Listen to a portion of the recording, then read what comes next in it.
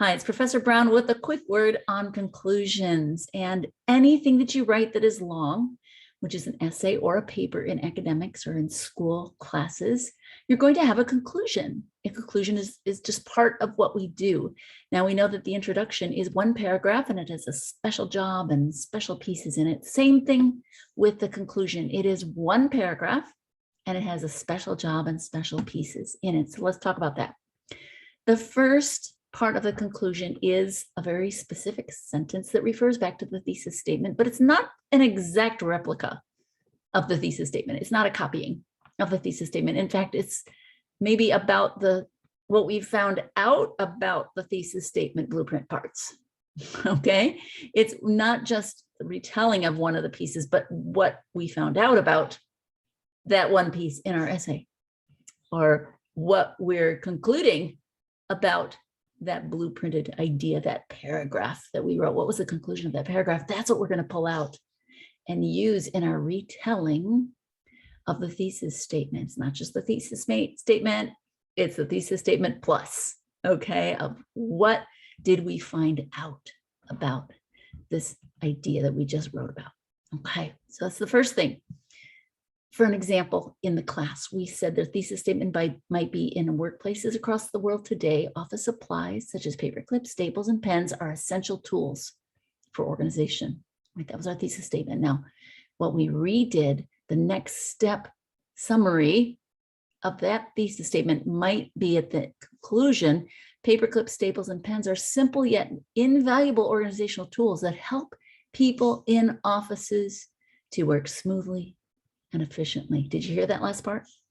That last part is the next step. That last part is, what did we learn in this paper, in this essay? What's most important? So that first sentence is a retelling of the thesis statement. The next sentences are really, so what does this mean? Okay, sentences, they tell more of what the new information means to us. Knowing what we know now from what was written in the essay or paper, what does it mean for me? What does it mean for the community? What does it mean for the world? And we can take those exact three places, for the individual. What does this information that we just learned have to do with the individual? What does the information we just talked about have to do with the community? What does this information that we just talked about have to do with the world? If this is true, well, how does that impact me, my community, and my world? That's part of the conclusion. You can answer that question. That's going to give you good conclusion sentences. Okay. We also often have what we call a global idea, or idea of what this means for everyone who's involved in the topic. And that leads into what we call a challenge. So this usually one sentence says, well, maybe we need to look into something more. Maybe this, if we apply this, something really cool is going to happen. Of course, we wouldn't use that colloquial language, but we would use the idea that, hey, I'm going to challenge you. Perhaps this is something that needs to be implemented or put into our lives. Maybe this is something we need to look at more or use more, right? We're going to have some kind of a challenge there. So we have these different types of sentences. If we can figure out the answers to those kinds of, use that as a blueprint of sorts for your conclusion and figure out the answers to the questions we just posed, then we can put it together like we put together that introduction paragraph in a smooth way. And if we do one of each of the types of sentences I just talked about, the restatement of the thesis, the next step. So what does this mean? The global idea of what this means for the whole world, and a challenge. That's 4 sentences. And typically we have 5 to 7 sentences in an academic paragraph, right? So you might just massage it, work with it, make it so that there are more sentences.